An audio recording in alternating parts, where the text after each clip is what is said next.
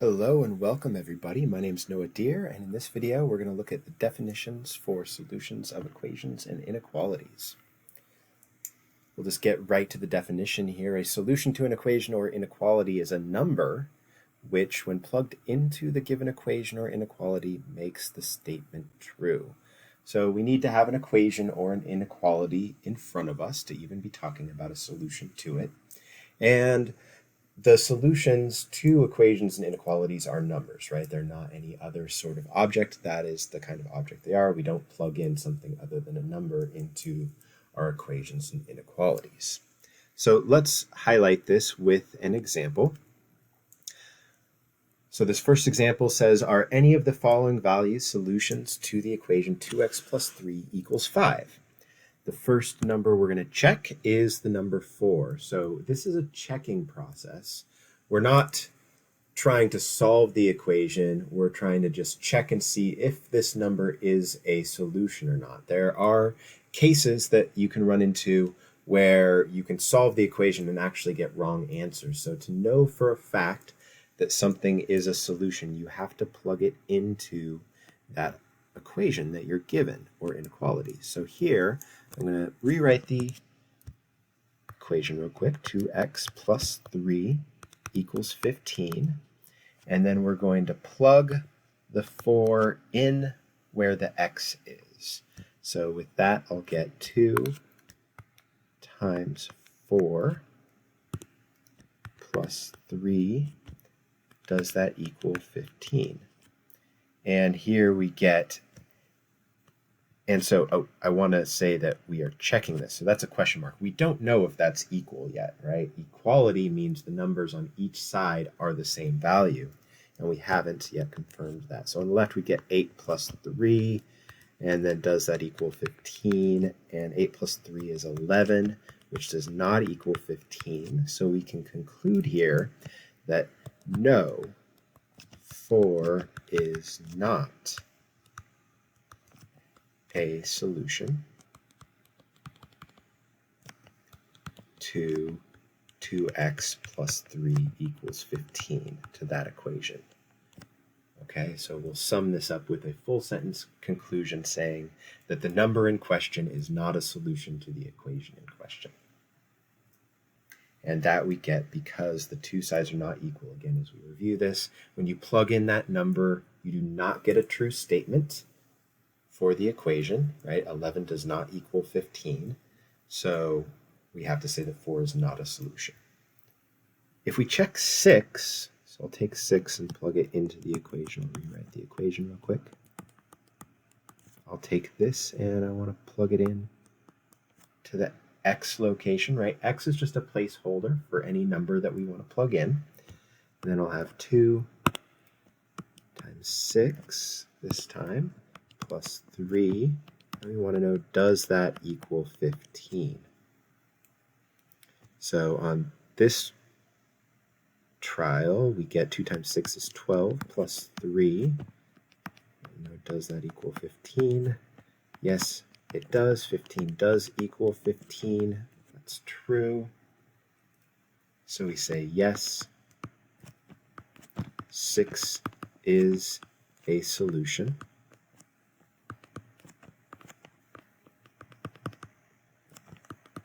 to 2x plus 3 equals 15. And again, that's because it satisfies the equation, right? A number that when you plug it in satisfies the equation is called a solution to the equation. All right, so that's an example of checking to see if a number is a solution to an equation. Let's now look to see another example.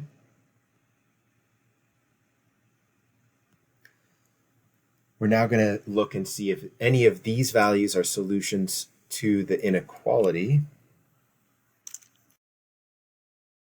Quick. Negative 3x plus 5 is less than or equal to 12. So let's check some of these.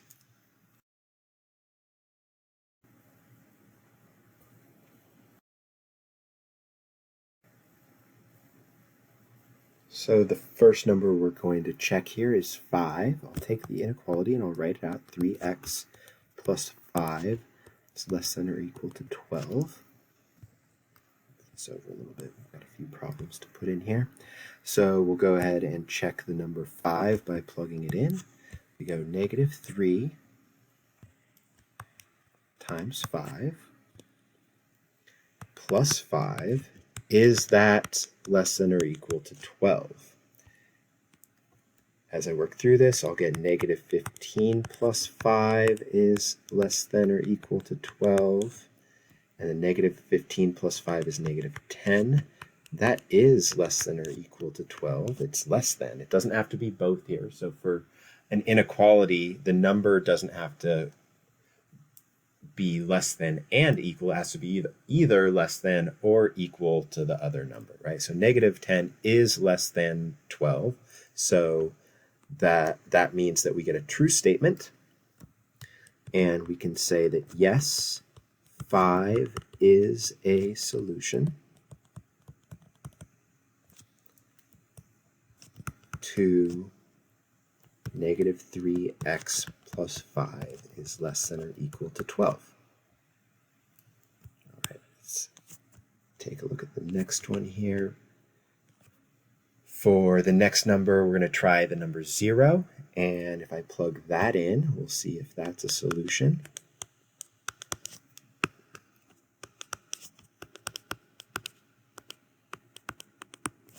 I'm going to try and break up my space a little bit. So if I plug in 0, I get negative 3 times 0 plus 5. Is that less than or equal to 12? 0 times negative 3 is 0, plus 5 is 5. That is less than 12. So yes, the number that we plugged in, 0, is a solution to negative 3x plus 5 is less than or equal to 12. So far we've got 2 solutions. So we see for this inequality there's definitely more than one number that could be a solution. That's important to note. So for part C, we're going to check the number negative 7/3. So I'll say negative 3. I'll just rewrite it real quick. Negative 3x plus 5 less than or equal to 12. So if I plug this negative 7/3 in here, we get negative 3 times negative 7/3 plus 5. Is that less than or equal to 12? I'm going to go over here and just look at this arithmetic. Negative 3 times negative 7/3. If I'm multiplying this, this is negative 3 over 1 times negative 7/3. So we have a 3 on top and bottom. We can cancel those to 1s. And the negatives cancel, so I get just 1 times 7 equals 7. So I'll bring that back. This is really nice to always just have scratch paper available as you're doing your math, so that you can just do quick arithmetic like that off the side and then go back to our main line. We'll say, okay, the negatives cancel, the 3's cancel, we just get a 7 here, plus 5. Is that less than or equal to 12? Here we get 12 is less than or equal to 12. And that is a true statement. Again, the number on the left doesn't have to be smaller than. It could be smaller than or equal to, thus the less than or equal to symbol. So yes, negative 7/3 is a solution to negative 3x plus 5 is less than or equal to 12. All right, so we're starting to see a pattern here.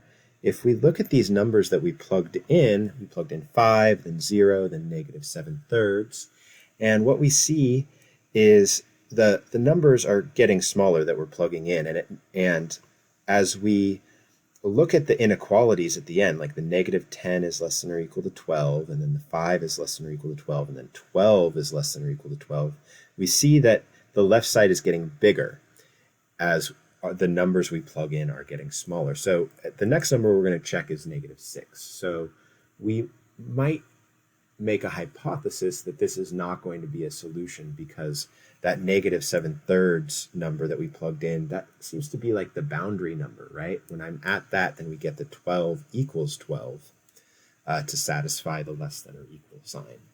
And so as we move past that negative 7/3 into more negative inputs, we can expect that this is probably not going to be a solution. But let's just confirm that hypothesis by doing the work. That's what math is really good for, is to take different ideas that we think might be true and then actually working out the math to see if our hypothesis is accurate or not.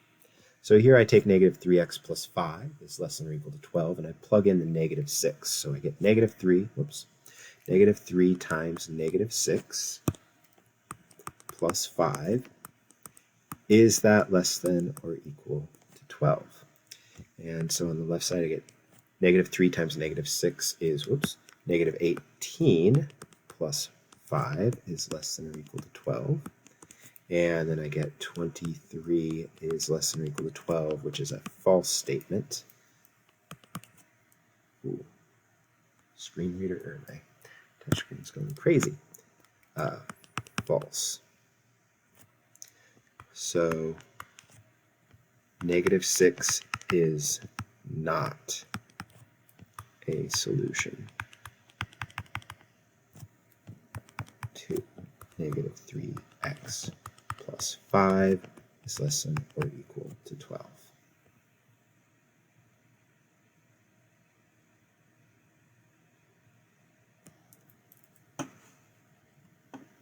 And that's going to conclude these examples. And so look to the next video where we will present the Now You Try problem. So you should now go and open up the new Now You Try problems in the mind map and go ahead and try those out, and then open up the video that will walk you through them to confirm whether or not you did them correctly.